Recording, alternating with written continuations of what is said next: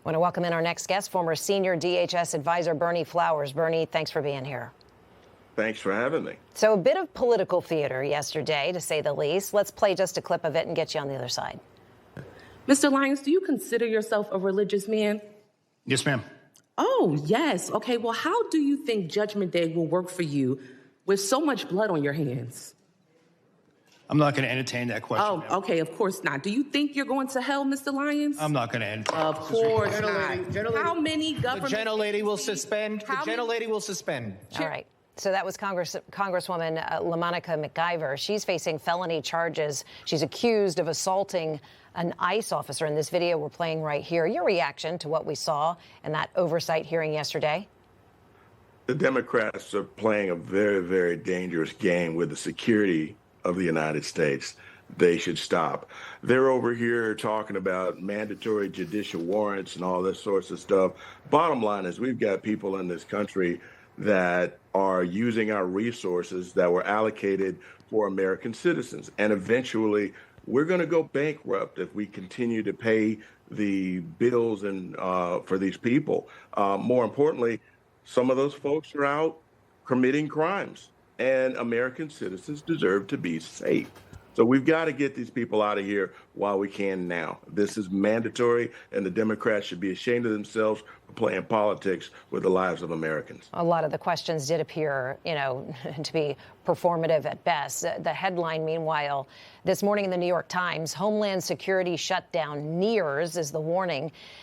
Democrats, they're rejecting this offer from the White House right now. Republicans, they're starting to doubt that they can do this and get this deal done by Friday. So we could be seeing another shutdown here. Do you think holding up this funding is a good pathway for the Democrats? It's a terrible pathway. The American people are not stupid. And, they try to hold the midterms above our heads. But the issue of the day is that the voting American people understand that this is a problem that the Democrats are causing. They're the ones who allowed 20 million illegals to come into the United States. They're the ones who brought this chaos upon us, and they're the ones that are going to have to suffer the consequences if they're stupid enough to allow this Homeland Security deadline to pass and not fund our ICE folks. So bottom line is I just hope and pray that Congress holds tight, that the Republicans in Congress and the conservatives hold tight and get this thing done. We can't afford it anymore.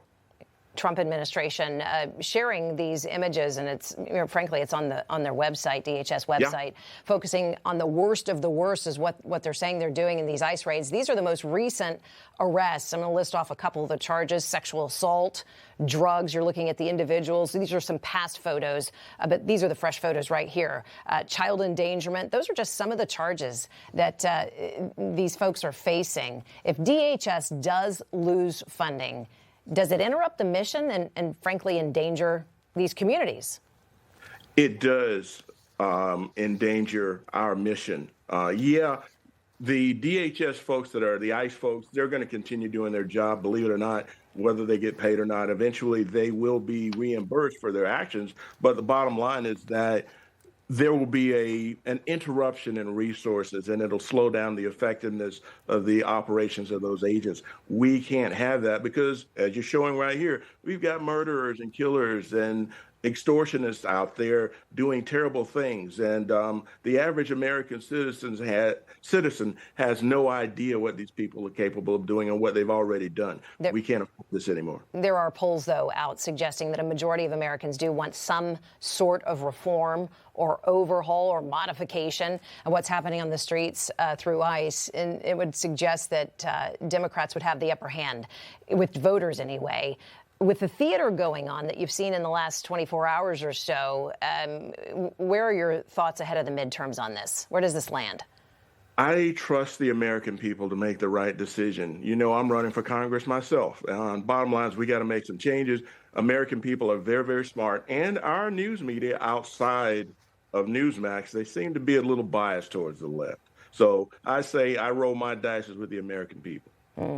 I want to ask you this. You did serve as an advisor under DHS Secretary Alejandro Mayorkas. During your time, of course, the criticisms now that the Biden administration's open border policy is the reason we're in this situation, why we're having to deploy ICE the way we're seeing them deployed in DHS working these communities. Your response to the critics who really are pushing hard on the Biden administration, laying this squarely at that administration's feet, any regrets? I regret that I stayed as long as I did. I took an oath when I was a young man in 1987 to defend the Constitution and the officers appointed over me.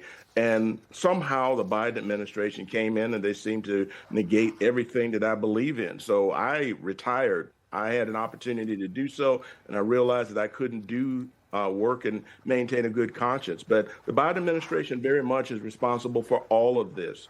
And I'm so thankful that our president won his race and stayed with us, because I can't imagine Biden and Harris in charge right now. It would be absolutely terrible. I appreciate your candor and taking those questions.